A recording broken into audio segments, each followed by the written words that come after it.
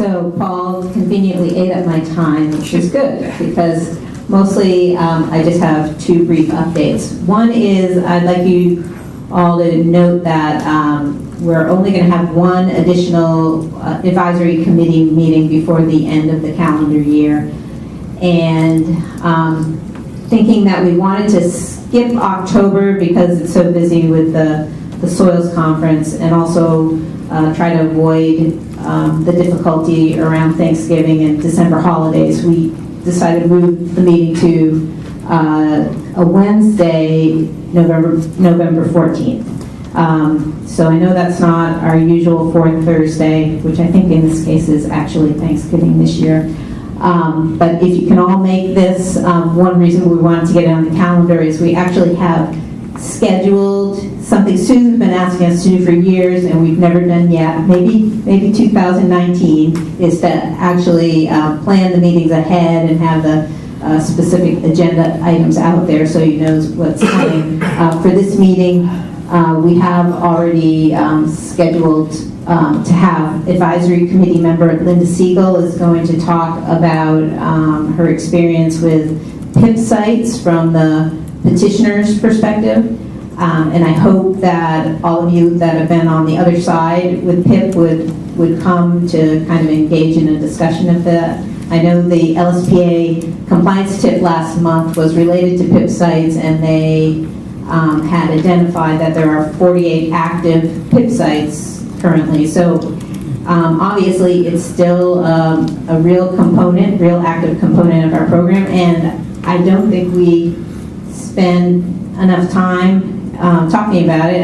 I don't think we've talked about it in this forum for several years. So I'm really looking forward to Linda kind of leading on that discussion. We also have a technical presentation related to what Paul was just talking about, the Chelsea Clock site. There was 24/7 air monitoring done at that site, both outdoor air, indoor air in several locations in the Chelsea school, to kind of coordinate and monitor how the construction activities were influencing concentrations in the school. And they actually had a target level that if it were exceeded, it would have resulted in, closing down school and evacuating. So that was coordinated very closely. And that work was done by Blaine Hartman. Blaine is going to be here talking about that sampling, and along with John Fitzgerald, they're going to talk about that case study. And we'll also have a presentation on reclamation soil, sort of year in review by Jennifer Wharf.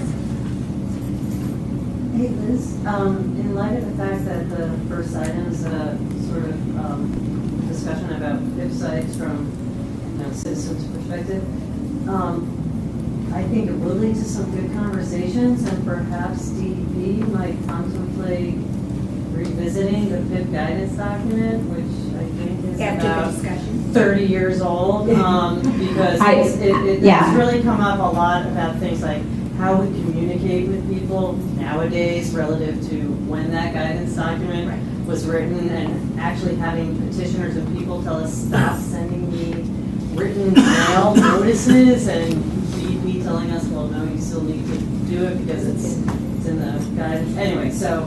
No, that's a great idea. And in fact, I cringed when I saw the link in the compliance tip to the guidance. And the guidance is actually referencing guidance that was developed for waiver sites. Yeah, so that was really telling. Honestly, I must admit I was completely unaware that that's how far back that guidance went. So, agreed. Very quickly.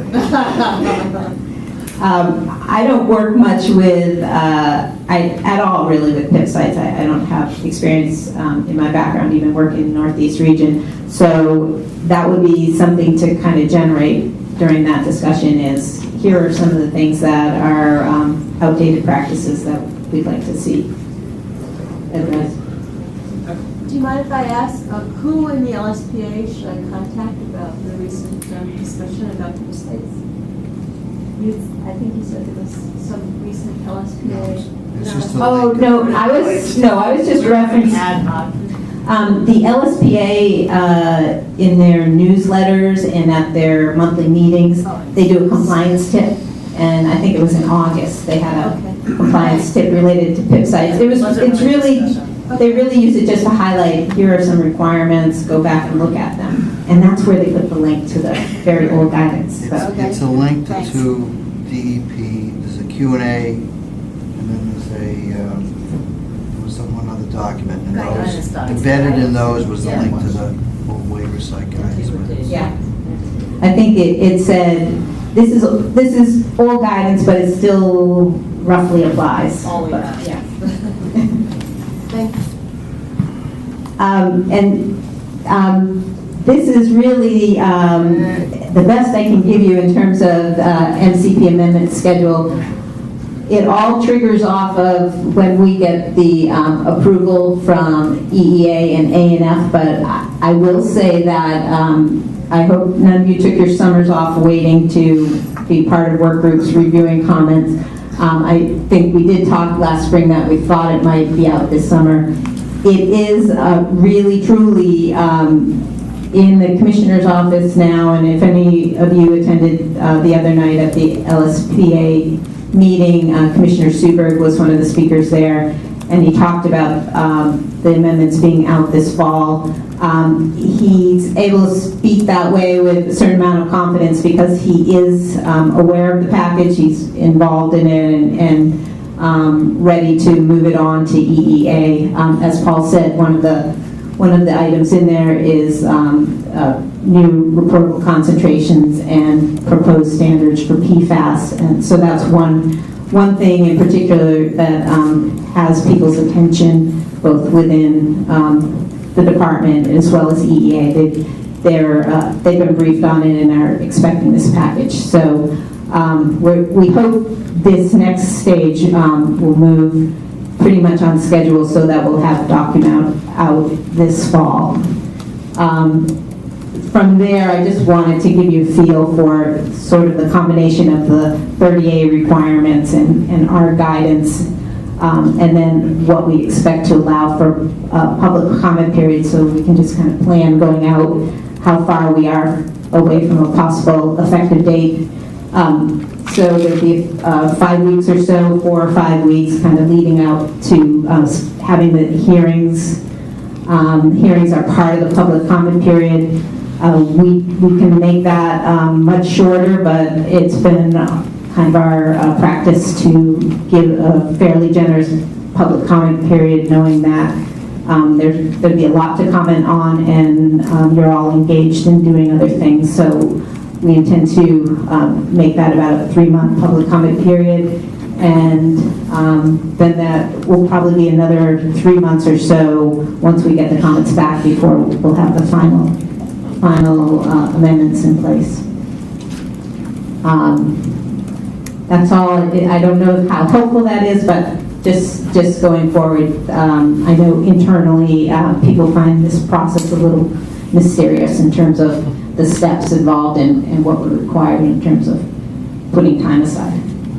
So if this goes as planned, we're looking at late spring, early summer for the final amendment? Well, if we can have the draft out in November, early December, then there's 6 months there. Right. Yeah.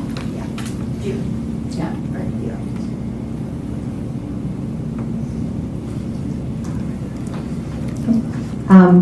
Any questions on that? When associated guidance documents, like AO guidance, for example, should we expect it to be finalized at about the same schedule after the MCP amendments are? The AUL guidance well, there are 2 guidance that we talked about last spring as being unfinished from the last time we did the amendments, updates the AUL guidance and the historic fill anthropogenic background. Of those 2, the AUL guidance is is our first that we'd like to finish. We are actually meeting internally next week to look at the latest draft and hopefully try to wrap up our edits to it. So that is a priority for us. As much internally, we get a lot of comments from our staff wanting to have that final. There will be some, not too substantial, but some changes in the amendments that are related to AULs. For example, I think there's more specificity. There might be in the IPM language that goes in the AULs. Is that right, Brian? I can't remember now. They're not. Maybe one or two changes. Yeah, they're not terribly significant, but they might then, open up the possibility of going back in and tweaking the guidance. So we may put it out as interim final AUL guidance pending, those other reg changes that are going to come in the spring. But that's the plan. And then the historic, is there any timeline? No, we don't have a timeline on that. Paul and I should talk. We don't talk very much.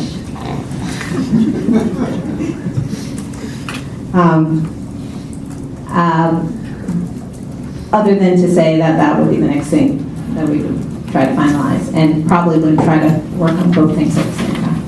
Is there going to be any modification to the DI guidance relative to telemetry and the possible changes in the regulations, or is that something that is not going to be addressed? We don't have that down as something to work on, but like all the guidance, we're open to revisiting things, even technical things at some point if people are finding that there are things in the guidance that should be addressed in a different way or have comments on it.